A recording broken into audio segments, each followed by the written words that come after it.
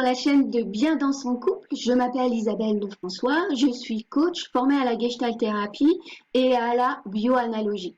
Ma mission est d'accompagner les femmes à reprendre leur plein pouvoir dans leurs relations amoureuses, en apprenant à mieux se connaître, grâce au couple, grâce à la relation, et peu importe quel que soit le couple qu'elles sont en train de vivre, afin de vivre des relations beaucoup plus épanouies, harmonieuses et authentiques.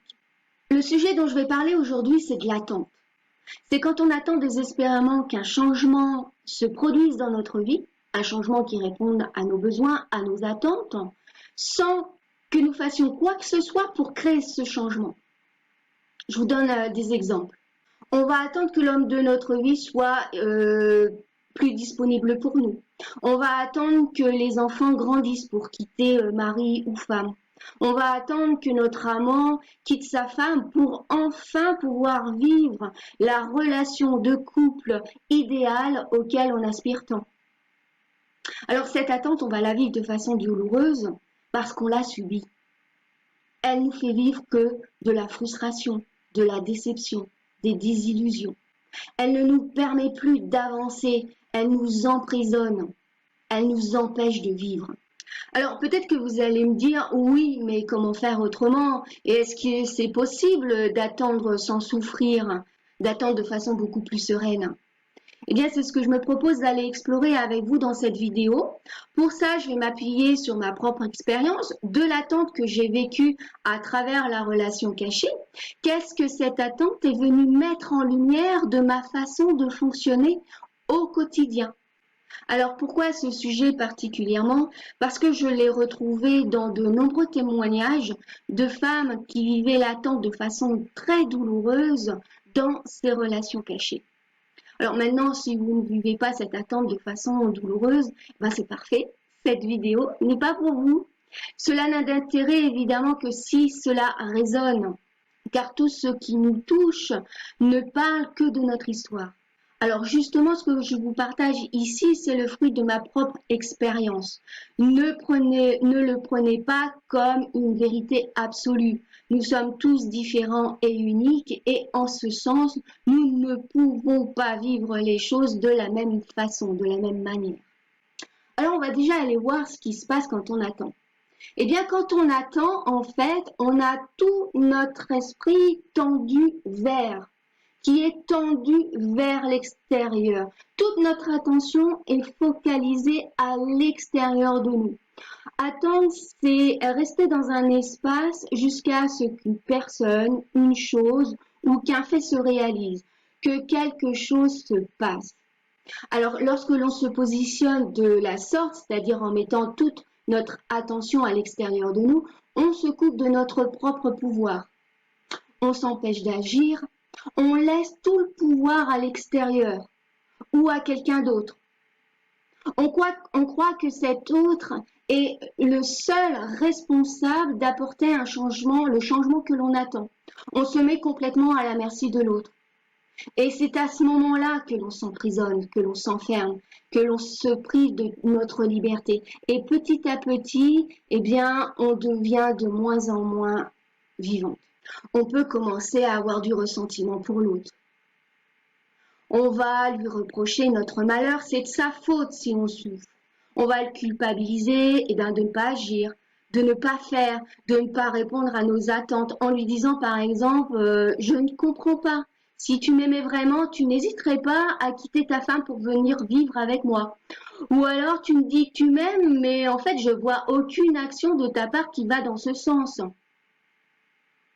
Donc en fait, on est en train de lui reprocher notre propre inaction.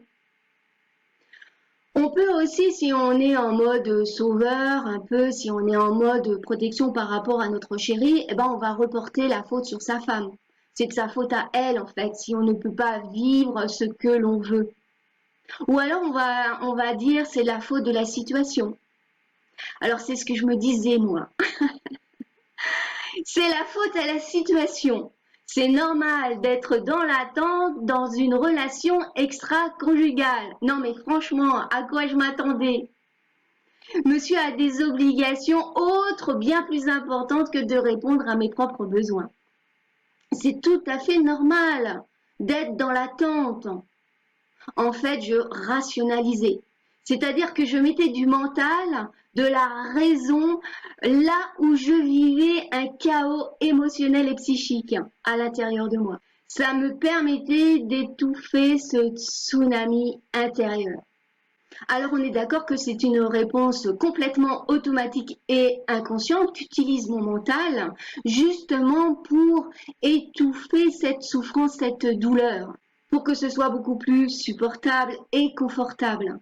Ça me permettait de rester donc dans mon fonctionnement habituel, c'est-à-dire de ne prendre aucune responsabilité par rapport à ce que j'étais en train de vivre.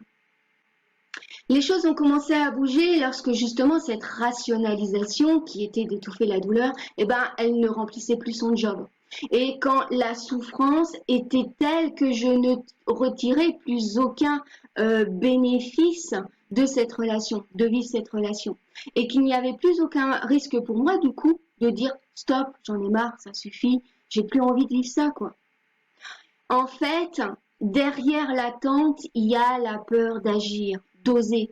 Car si on agit, eh ben, on prend le risque que le résultat ne soit pas celui que l'on attend. Et c'est ce dont je me suis rendu compte de mes propres peurs. La peur que si j'exprimais ce que j'étais en train de vivre, ma souffrance, ma douleur, eh bien, c'est que l'autre prenne la fuite, qu'il m'abandonne, ou alors que ma douleur soit minimisée, qu'elle ne soit pas reçue à sa juste valeur, qu'elle soit vue en fait comme quelque chose sans grande importance.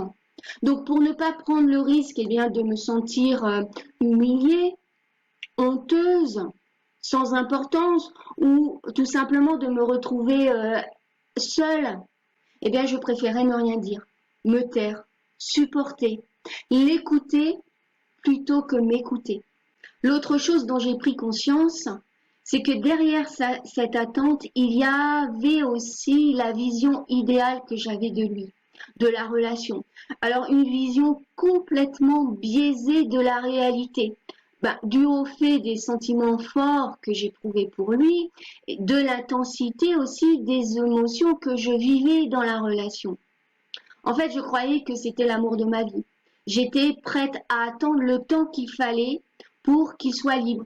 J'aurais tout abandonné pour cet homme. Et comme on dit, l'amour transforme tout. J'étais donc dans cet espoir fou que les choses évoluent d'elles-mêmes, qu'elles avancent dans le bon sens, dans mon sens, qu'un jour viendra où il sera libre.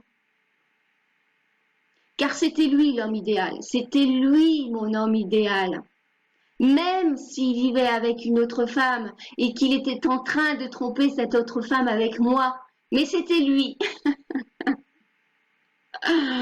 Sauf qu'à trop vouloir attendre cette vie idéale, avec cet homme idéal, eh bien on passe à côté de sa vie.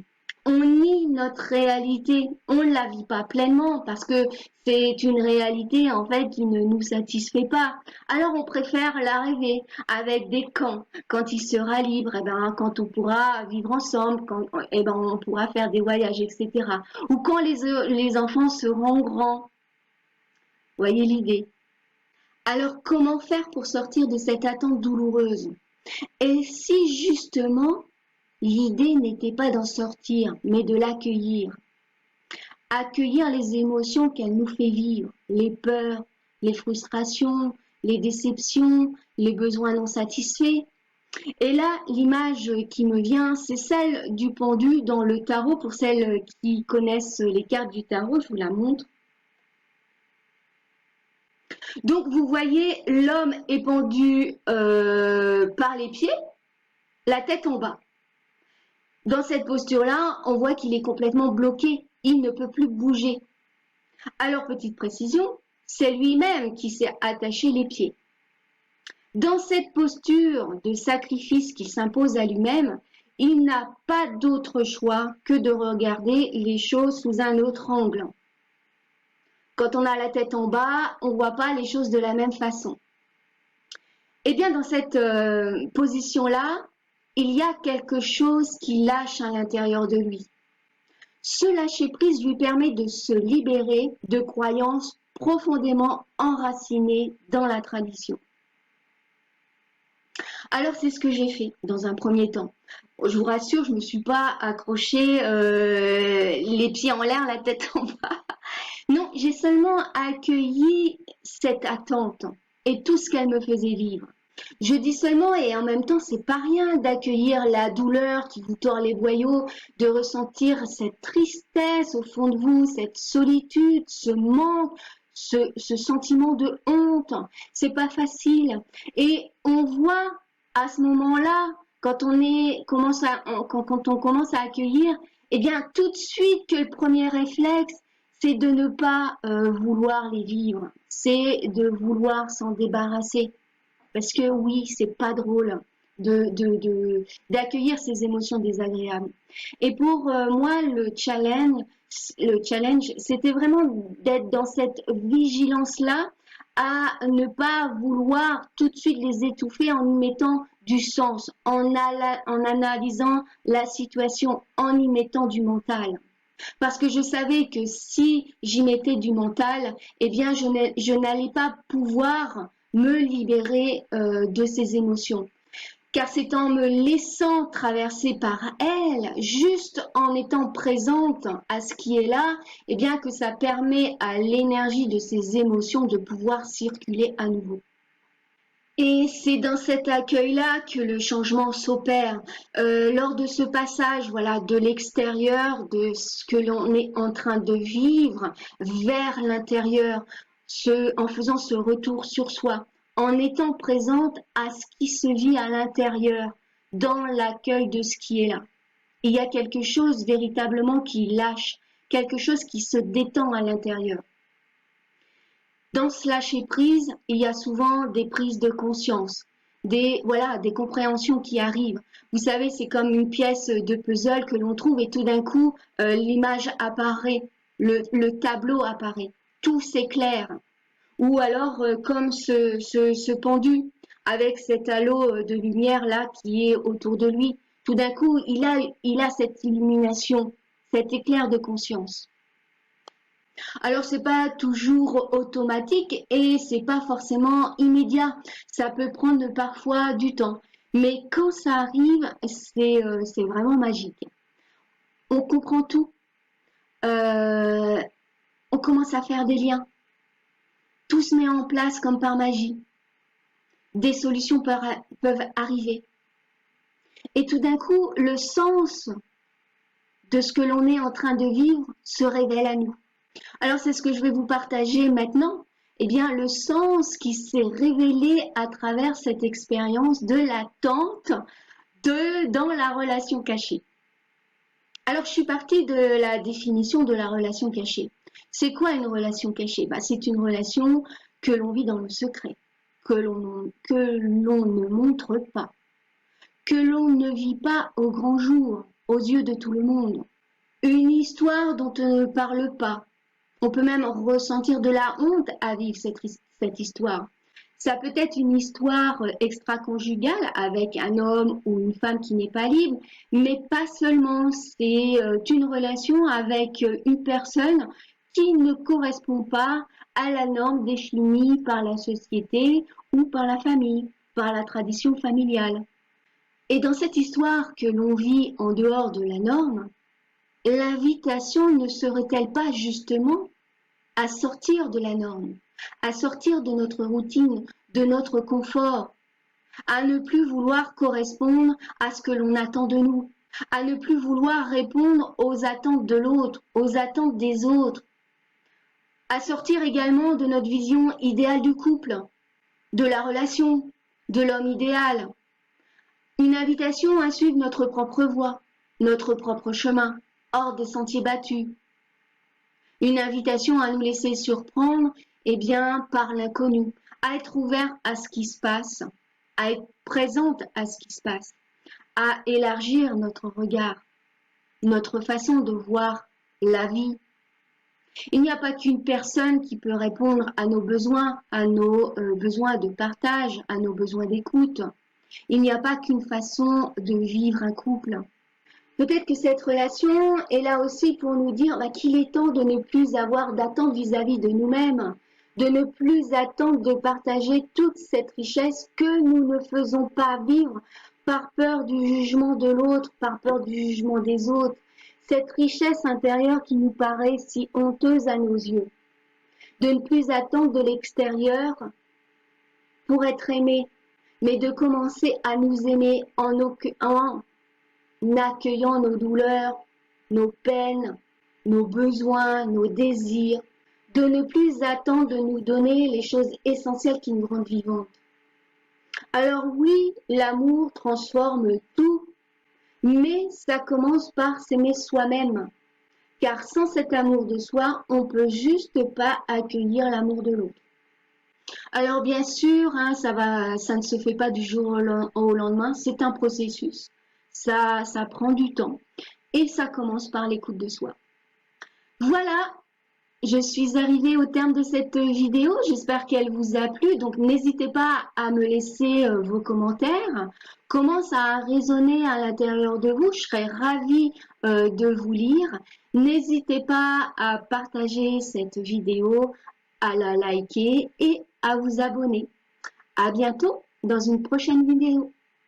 Bye bye!